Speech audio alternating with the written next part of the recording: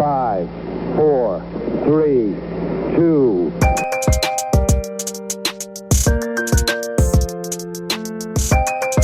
Tier 1 performance.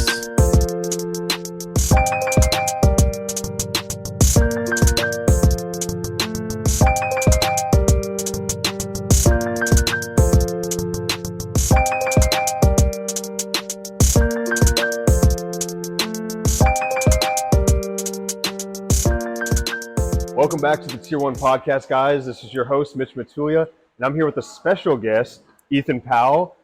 He happens to be the younger brother of co-founder of Tier 1 Performance, Jordan Powell, so it makes him an extra special guest. We got some blood on the show. Ethan, welcome to the show, brother. Nice to be here. Awesome. So I guess just to start things off, tell us a little bit about yourself and where you grew up. Well, just like Jordan, from Kingwood, Texas. Yes. Been here all my life until I went off to college. Went to college at University of Colorado Springs. Redshirted my first year, came in injured. Sophomore year, got hurt again, and then redshirted again, or lost that year.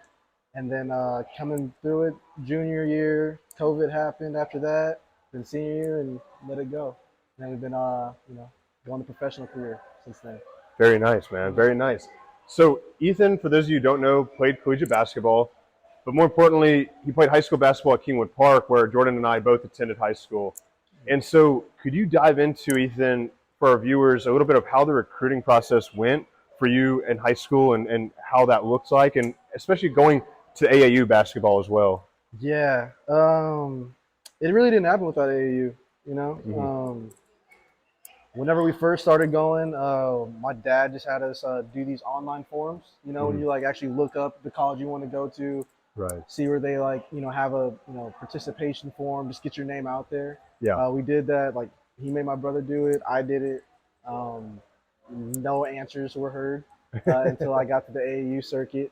That's when I started to get some noise, got some D2 attention. Tuskegee, University of West Florida, yes. University of Colorado Springs. I was getting reached out to them. Some D3 colleges like Centenary, they really wanted me to. So I went to about 2 different visits. One to University of Centenary, and the other one to, Centenary University, and then University of Colorado Springs. Centenary was great. Just didn't love the campus. Yeah. It was in the middle of the center of it is a graveyard. For sure. So immediately was turned off to that school. Went to University of Colorado Springs, and man, it was just beautiful. Absolutely memorizing.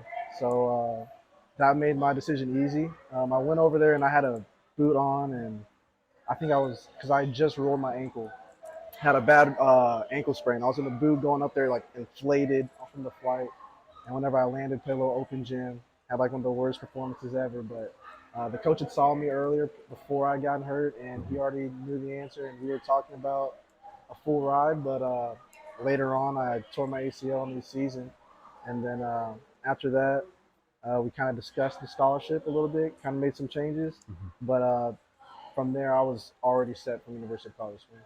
And URI was interested in you for a short while, right? For a short while. That was that kind of made me think that college is kind of like having a girlfriend. It's kind of like playing it's girlfriends on girlfriends, because colleges want to hear what other colleges are doing.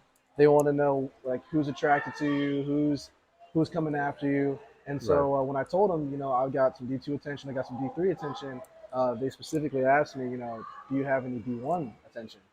And I didn't have anybody looking at me from any D1. I was like, you guys are my only offer. That was the last time I heard from him. Really? Yeah. He's an honest man. Yes. He wanted you to just say, hey, I got all these Power 5 conference schools. Oh, no, man. But when you get to that level, I guess, you have to have the following.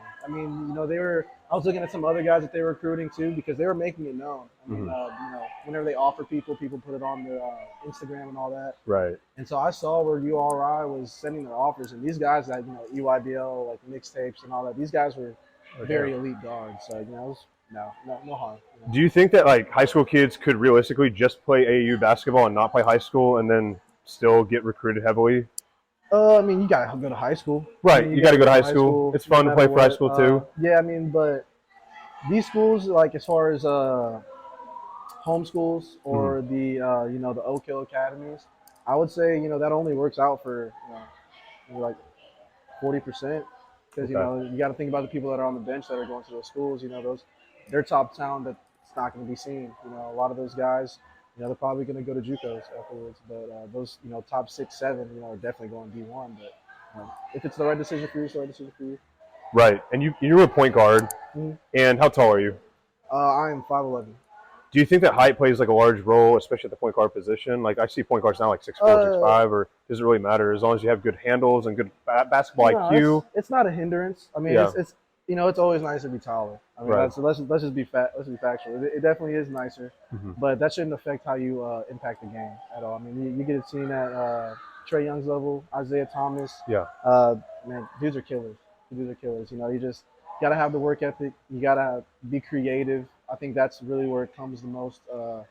Whenever you're a smaller guard, you have to start being creative. You can't rely on your athleticism, because there's going to be a guy that's taller that can do the same thing. Right. And I think the reason why I bring that up is because I think some kids, they just immediately cancel out in their minds like going college basketball or D1 or D2 based on their height. You know what I mean? Like if a guy is under 6'4", under 6'3", they immediately get discouraged. They're like, nah, like, I mean, it's not realistic for me. But you're saying, hey, man, if the skill's there and the quickness is there and the basketball IQ is there, then it's very realistic. I will say it definitely affects recruiting, for sure. Oh. I mean, you can be better than a person, and they'll recruit somebody taller than you because they can do maybe like just a little bit less than you. Or just projectability. That potential is there. Yes. And that's what a lot of coaches like. Like any coach, you can ask anybody, they love the potential. They love to see what they can do for that player. Yes. That's just why if you're a smaller guard, you got to be able to prove it then. There's not a lot of there's not going to be a lot of wait time for you. If you're a smaller guard, you got to produce. You got to put in the work in to produce on the spot. Now, so are you faster than Jordan, would you say? If you'd be in a run race right now, I mean, or even in both your primes. I would say I'm faster. Yeah. Jordan is quicker. Okay. Jordan is quicker. Fair enough. So you're beating him in the 100, he's beating you in the 50-meter dash. For sure. Okay. 100%. Gotcha. Get him in the 40s, kill me. Okay. Fair enough. Usain Bolt over here. I'll get him in there. So you chose to go to college in Colorado, and what kind of adjustment was that for you, being away from home, being away from family? Was it just an easy transition, or was it kind of, it was fun. It was college. I mean, if anything, me and Jordan really had a strict household. So whenever we got to college and we didn't have to, do a whole bunch of locked-in studying, like we were always good at knocking out our homework. So whenever we actually got to knock out our homework and we weren't constantly checking our grades, like we were passing, we were getting B's and A's as freshmen and sophomores. So, man, it was easy. It was a breeze. College was absolute breeze. I think you brought up a really important point that I want to hone in on to our viewers, especially the high school viewers, how important grades are, right? Because I think entering college, people think that they can just rely on basketball, right? But you got to be eligible, first of all. And second of all, it looks a lot better if you have a better GPA. For sure. And so just like the value on school, I know the way you guys were brought up with Irene and Ronnie. Exactly. So, his mom is Asian. We were always sent to Kumon when we were younger. We always had school books where you had to do a chapter before we were even allowed to go eat breakfast, in the morning. Man, these mosquitoes are getting me. They're right there. But it was always learning all the time. Right. So and did that early on. So whenever I got to college, it was a breeze. That's why it was a breeze. Yes. And that's just one thing that you don't have to stress on, and you can focus a little bit more time and energy into basketball and training. Right. And so let's talk. I know you've had a couple of knee injuries, correct? There's some mosquitoes here. It's currently about 90 degrees and it's 8:45 p.m. This mosquito is that's Houston, Texas, baby. Yeah. Do we need some water? I think you need water up? It's right there. Okay. It's that one mosquito. There's just one. No, you're good. So you've had a couple knee injuries, and so can we dive into the first one and how it hindered you and how you had to mentally overcome that injury? So whenever I had my first injury, we were in right in the beginning of November my senior year. It was ACL tear. ACL tear. It was an ACL tear. I was top of the key, driving left. Did some kind of pickup where I was about to pass the ball, and then On the lift up, I heard the pop, and it just rang in my ears. Threw in the direction, landed. The land was funny. I walked off. I knew I was getting pulled out. I already had 2 bad possessions prior to that. I was forcing stuff, and so when I looked at my coach, I already saw my sub coming. I went straight to the bench. Trainer walked right over to me and said, let's go to the training room. Went up to the training room. When I was walking, it literally felt like my knee was going backwards. It just felt like my knee was just like the top of my thigh was going forward and like everything else was going back. Yeah. And so we did some evaluations. He did like the ACL test. He didn't think anything was wrong. Granted, I was guarding a lot. My leg was kept locking up. And he kept telling me I was guarding. And so he couldn't really get a feel, so he didn't think it was an ACL tear. He said it's a knee extension, hyperextend your knee. So we go back home, and we put in. So Jordan's not here anymore. Jordan's in college. Right. So we go in, we ice my knee, give me some Advil, go to sleep, resting both my knees. Just put both my knees up. Yeah. I go back, I wake up, my dad's telling me it's time to go to sleep. It's not time to wake up. It's like 7:45. I throw my legs over the bed, and I put my weight up, and I immediately fall. I just know, like, neither leg was working. Call my dad, I'm like, hey, give me up, fix me up. I'm like, no, I can't move my legs. He's like, okay, hold on. Slide some knee sleeves up. Well, Dr. Rodney. Yeah. Slide some knee sleeves up. He's like, all right, try to stand now. And I try to stand, I'm like, I fall back down, and he's like, try again. And I'm like, I try again, and then I can only stand up if I'm bending my knees, both knees. And he was like, all right, seems like you can go to school. And I'm like, hey, I don't really ask him for block. I'm like, can I stay home? He's like, no, you got to go to school. Your mom's already at work. You got to go to school. He was scared. He was scared of the wrath. Yeah, my mom was the only way out of it. Yeah. Go ahead, put on my book bag. I got like this huge book bag, and I park all the way. My parking spot was like all the way at the end of a parking space. It was about like 50, 60, 65 meters away from the school. Yeah, that shit was terrible. Wait for the application process for the parking spot. Yeah. You get put back. All the way in the back. All the way in the back, man. And so yeah. School was real tough that day. But yeah, I came back. Both my knees were blown up because I was obviously like heavily on my right knee. Oh, it's probably made it worse. Yeah. And so we kept playing, and I was out for a week. Came back, had the knee sleeve on, and I was going through a practice before our first district game. We didn't know if I was going to go, and I remember doing like a power layup, catching the ball, doing the power layup, and whenever I exploded up to go do the layup, I immediately saw black. You saw black? Pitch black. Oh. And so whenever I landed, I tried to get my vision back, and then when I finally did, I was just on the floor, and my coach was above me. He was like, "You all right?" My coach Feliciano asked me, "Are we all right?" Kind of walked to the sideline, and I was like, "Yeah, I'm fine. I'm good." I saw black for. I was being honest. I saw black for a little bit, but I'm good. And he was like, "All right, well, just take it easy. Just take it slow." I'm like, "Okay, yeah," because it's just in my mind, it's a hyperextension. It's nothing. How bad's the pain on a scale from 1 to 10 right now? It's a 10. It's a 10. It's a 10. You've been walking around school all day, then you go to practice. Yeah. It's a 10. And is it gradually getting worse as the day progresses? So my knee's feeling more stable. Oh. So my knee's actually feeling more stable as I'm going. Okay. It's actually like, and I guess with hindsight, a lot of it was just actually because we did a lot of sand workouts as kids. My leg was actually so built up in my thighs that the rest of my muscles could actually protect my knee from making it seem like I had a torn ACL. Right. Because I could go down, up and down fine, move speed, change speed fine. Slowing down to a jump stop, couldn't do it. Moving from side to side with speed, going at angles, couldn't do it. But I was really good at going down. Right. So that was already my main game, so I never really thought twice about it. And prior to the injury, what was your strength training look like? I mean, did you work out at all, or was it just basically basketball-specific stuff?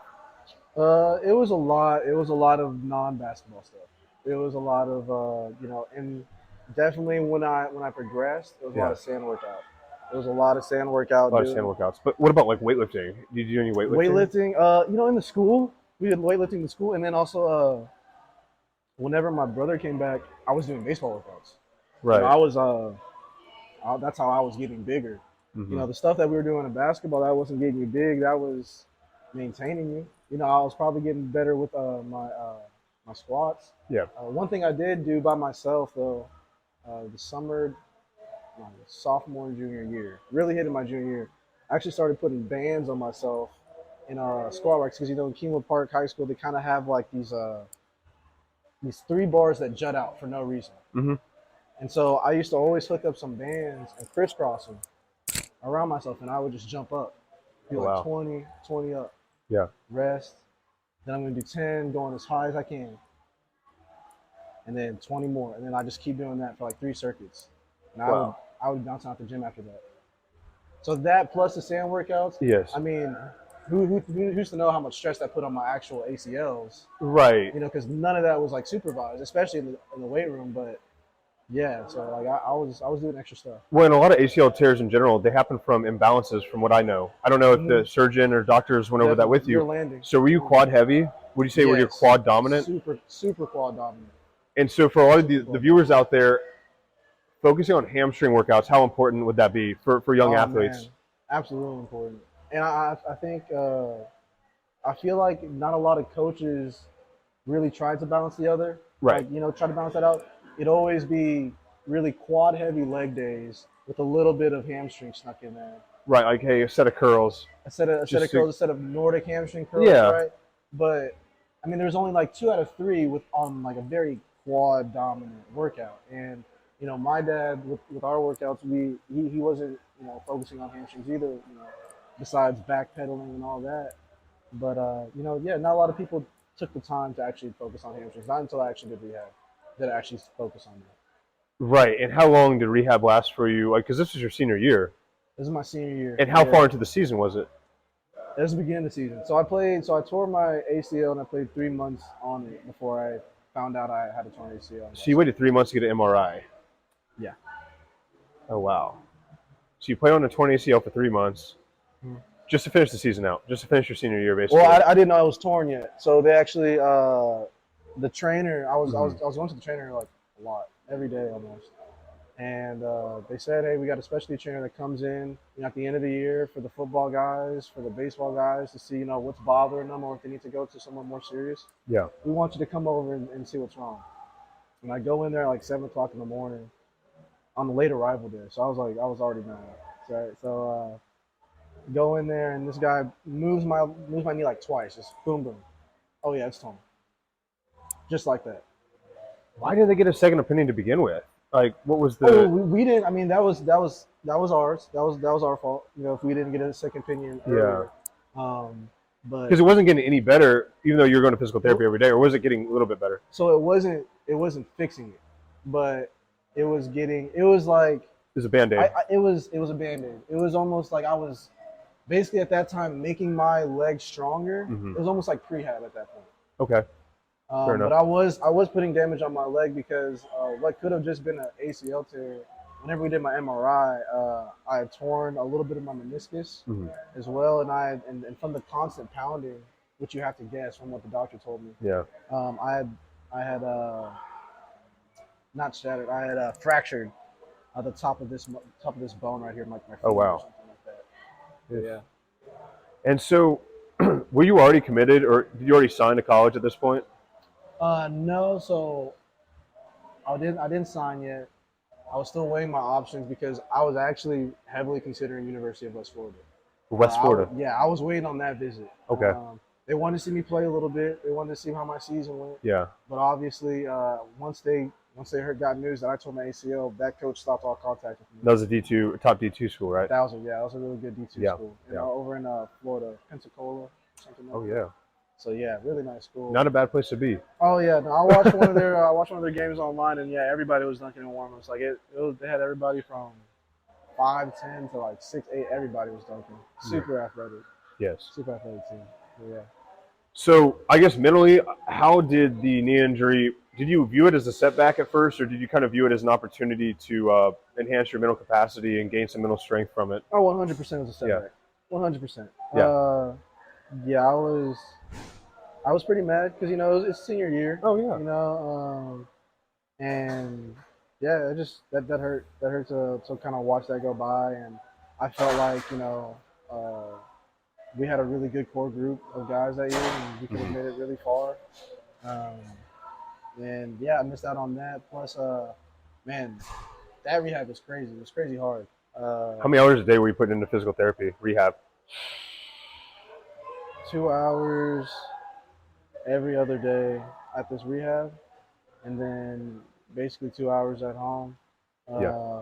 In and out the rehab. So we got the 2 hours whenever I went to rehab on Mondays and Wednesdays, and then I'll probably do like an hour, 45 minutes worth of work at home, and then whenever I'm not in there, I'm just 2 hours at home, and you're doing exercises that are just painful. And I actually, the difference between the two Yeah. was that whenever I fractured this, it was a lot more painful of a surgery or a recovery process than when it was just an ACL tear with my right. Because, man, trying to get that bone strength back while trying to get that tendon strength was very, very difficult. We're gonna get onto the fracture because I wanna know more about that. So like, because I'm rehabbing my ankle and foot right now, and like just to let our viewers know, because I want them, because I mean injuries happen, right? It's part of the game, it's part of the sports. But the amount of time and effort that you got to actually put into getting back to where you need to be and actually exceed where you were, it takes a lot of time. It's almost a full-time job. Oh yeah, like no, to rehab something, you got to be determined. Yeah, it was really hard, especially when you're trying to, because whenever I was out, when I came back into my freshman year, the speed of the game was totally beyond me. Like I was trying to get back to my same senior year self. Right. When the speed of the game at college level was totally different, and I was not. It was a very, very slow. I had one of the worst years, my freshman year, just trying to close out on people. I mean, they're beating me off the closeout left and right. And so, did your college stay loyal to your offer, even though, despite the injury? Yes, they did. So you decide to commit to them, obviously, to show, hey, thanks, guys. I mean, I'm going. I'm all in. Not for so yeah. We adjusted it whenever we got to. Whenever I tore my ACL. Oh, the percentage changed. Yes, for sure. Yeah. So what was the scholarship percentage originally? They were nothing was written, but they were talking about a full scholarship. Yes. As soon as I tore my ACL, they were fully prepared to go another way, and they started recruiting another kid. I started hearing some of that chatter. Right.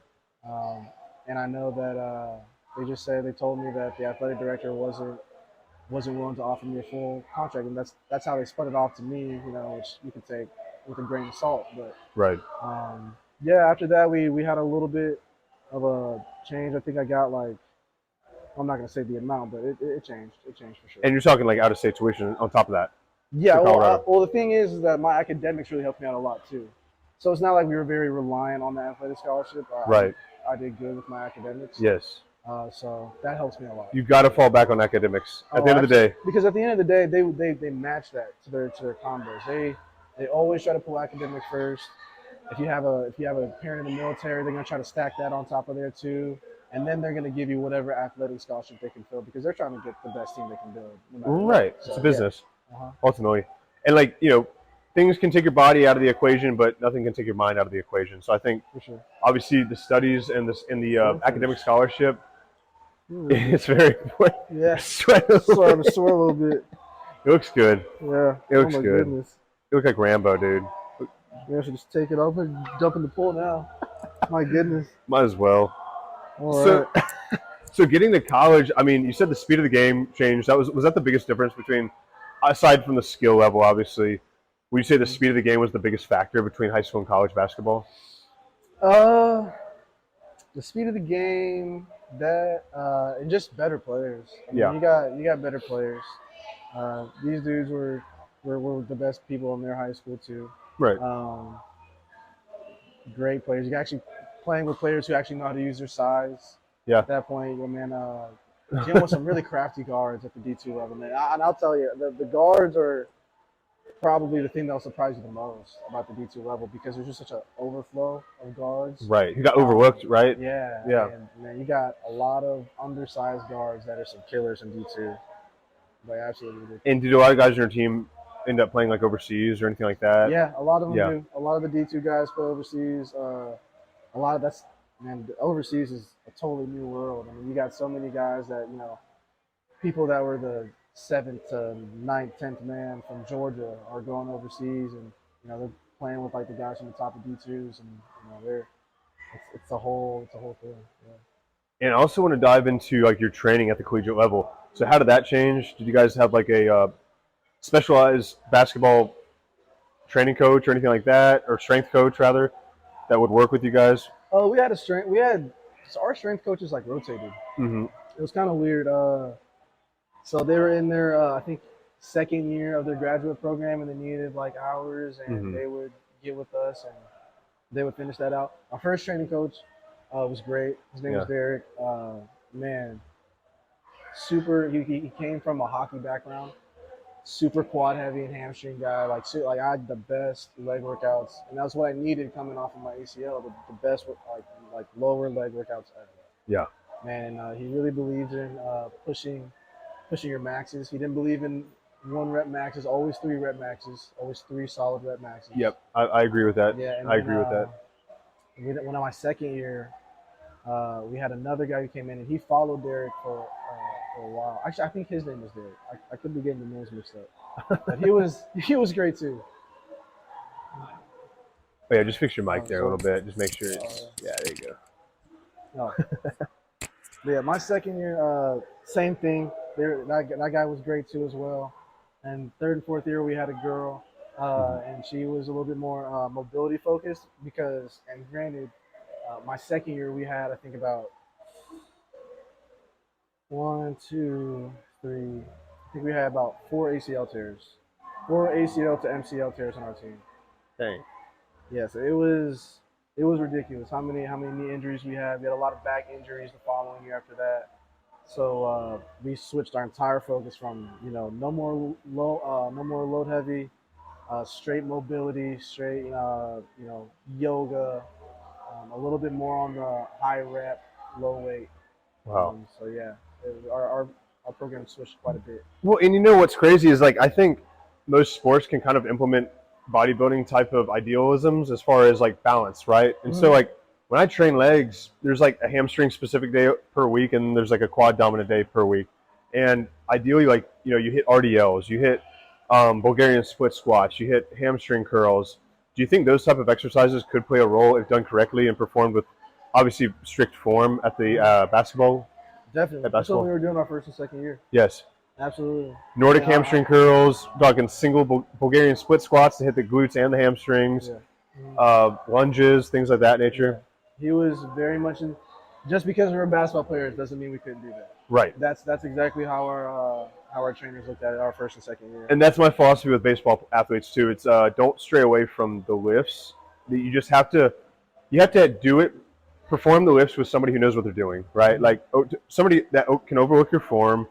And I think the repetitions matter, and the intent of the repetitions. I mean, he was my first year strength and conditioning coach. He was so on top of it. I mean, like he was really overlooking our form so much. Yeah. And he would go from one guy to the next. He'd tell him to start over just so we could look at him. If he saw him struggling a little bit, hey man, go down and rep. He was like, I'd rather you have good form than you start struggling and shaking. No ego lifting. Yeah. Yeah. No ego lifting. So like, man, they were. That I wish we kept him for my entire career, but we had to let him go. And so you had a very successful collegiate career. You're a point guard for all 4 seasons, correct? Yes. And tell us, you had a second injury on this knee, and you fractured it. Right. Yeah. And what year was that? So I didn't fracture that knee, but that was my sophomore year. Okay. That was right before the season of my sophomore year, so somewhere right in October. Wow. And how long did that sideline me for? Actually, it took a year actually. Yeah, because a full 12 months to recover and strengthen. Well, we had to prehab all the way until the new year. because I wanted to finish school. My parents wanted me to be over in Houston to get the surgery, and Right. obviously after that, you're gonna have to be bedside. I couldn't miss school, so we set it all the way till December, the end of December. Got surgery done. And then you returned back to Colorado in January Mhm. for spring semester. Yep. Wow. And the season was still going on Yep. because it ends in like March, right? Right. Right. Wow. Wow. And so after the second injury happened, what was your mindset? What kind of changed? Were you determined to get back onto the court?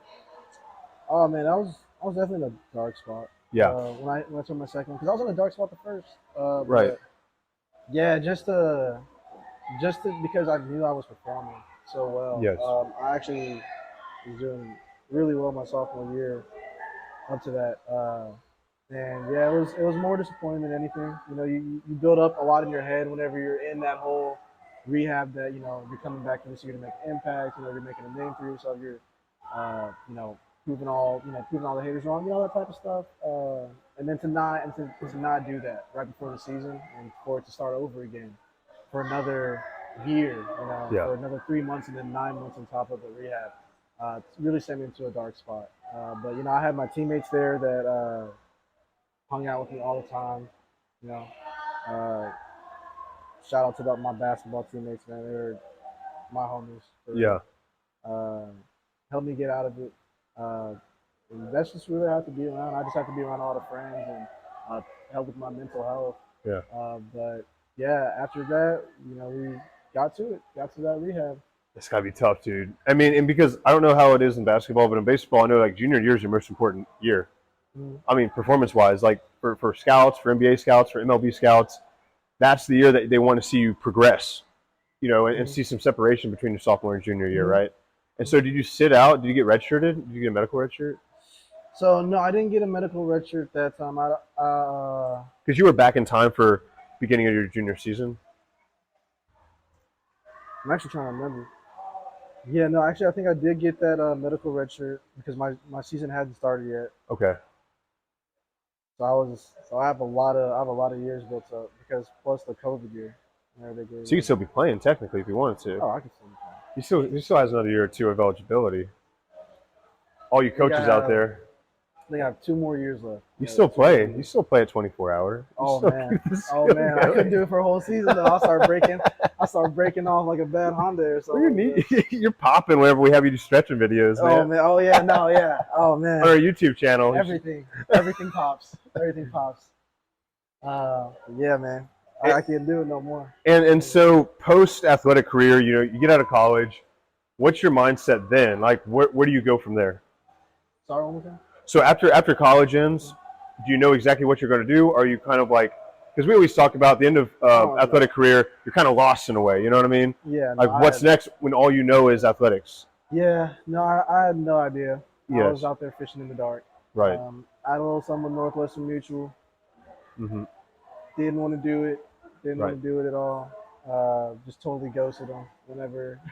Just totally ghosted them on the second interview. I just didn't even want to participate anymore. Yeah. And Was it in Colorado? it was in Colorado. Because because you moved back to Houston like a month after you graduated, 2 months. Yeah, yeah. Because I mean, I wanted to get a job, but I didn't want to immediately go into something that I would hate. Right. And I couldn't find a good job. I was applying everywhere, but it was really hard to apply. And at that point, Denver's rate was going up to about $1,600 for a single bedroom. And so at that point, Denver ain't cheap. Hey, let's go kick it with mom and dad. Yep. See how they're doing. And from there, just applied for the process. I think it took me I was unemployed for 6 months out of college Right. before I got a job. So yeah, it was rough. It was Rodney and rough. Irene, the pressure was on, the heat was on. Oh man, yeah, I was 2 weeks away from becoming a school bus driver. Yeah. Like that was a real possibility. My dad actually very much wanted me to become a school bus driver just to get me out the house. Really. Yeah. He hooked you up with an application. He's like, hey. Oh dude, he told me which school district. Oh wow. Because he works for a lot of the districts. Like he goes around and he's like, I'm biased. yeah. I'll wave to you when I pull in the parking lot.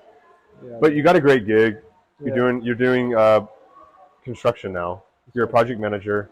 You oversee all the trades that are basically that are building homes for Perry Home Builders, right? Mm-hmm. And something else that you're starting up that Jordan and I definitely wanted to kind of bring up in this interview is we are now adding a basketball portion to Tier 1 Performance, and Ethan is going to be customizing all the nutrition and weightlifting programs for basketball athletes. And so tell us a little bit about that and like what all that entails for athletes and what ages that you prefer to work with. Definitely. I think the best time to work with youth kids is definitely around the middle school age because they're still moldable. I agree. Um, I agree. I mean, it's hard to it's hard to take a sophomore, junior, or senior and try to get them where they think in their mind they want to be. Right. Because you just got to be realistic. It starts at middle school because you still have the time to dabble in different things or multi-sport. It's great at that age, but then you can really start to hone in your skills and really develop really unique talents and skills. Really hone in on that. So that's definitely the best age to have it. But as far as the programs, I try to stick it more to actual movement action, pick and roll type stuff. Definitely shots coming off screens, what kind of screens you would be doing, a lot of fundamental form shooting Yes. is definitely in there. And then basketball, I mean, ball handling, because I'm a point guard, I know a lot about it. I'm sure there's a bunch of ball handling drills out there. There's thousands. Yes. You just got to choose the right ones to try to what works for you, Right, because you're going to be in charge of the skill-specific training for these programs. Obviously, I'm going to collaborate with you on the nutrition and weightlifting side of things, because I don't know anything about the skills part of basketball. You're the expert on all the drills and everything like that. So, I mean, are you going to bring the sand workouts back? Too much trauma. No, too much trauma. No. Wouldn't do it to them. Wouldn't do it to them. They were crazy, man. It was like 30 minutes, no break. Yes. 30 minutes, no break. In Texas heat, I would never endorse that. Well, because how many days a week are you training? Are you working out right now? Right now? Yeah. Oh, man. I would say about 5 days of the week, 4 to 5. I'm definitely getting a little skip. You're putting on muscle. Like I'm trying to put on weight just in general. Really. Is this the most muscle you've ever had? Man, I want to say my sophomore year. In college, I was pretty bulky, but this is probably the most I've been in weight. Okay. But whenever I was a sophomore, I was like 185, and I was like solid, man. I was like right before I tore my ACL, I was like, my dad compared me to like a boxer. Like I was very solid. Jordan was a boxer for Halloween one year. He was little Creed Apollo, little Adonis. Yes. Adonis. Yeah. So it runs in the blood. It runs in the family. So you still play pickup ball time to time. You still stay athletic. You stay flexible. Mm-hmm. You stay limber. You obviously are a Tier 1 performer yourself. Mm-hmm. Obviously, you follow the programs and got a six-pack. So the body fat's low. For sure. Yeah. I mean, keeping the pack. Yeah. You got to keep the pack. You got to keep the pack. Yeah. If you don't see the pack, you're a fat boy. Mm-hmm. You're a fat boy. And we got to get that body fat down, especially as an athlete, right? I mean, is that an ideal look? Is like body fat range as an athlete, as a basketball player? Do you prefer low body fat? I guess with all the running and all the endurance training that you do, you're not going to really be carrying much body fat to begin with. Right. But like Jokic is like the kind of disproven on that. Oh, he's kind of disproving that. Yeah, but definitely. He's a big old boy. But even he lightened up a little bit, right? Because he was a lot heavier. He's a little pudgy. But he's a lot heavier than what he was now. He's like 7 feet tall and moves like a point guard. Oh yeah. Now he can move. I mean, he used to not. Whenever he got into the league, he was very big. Yes. But definitely, you got to stay lean.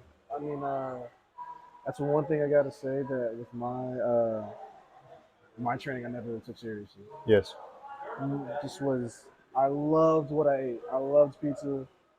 I loved pasta with white sauce.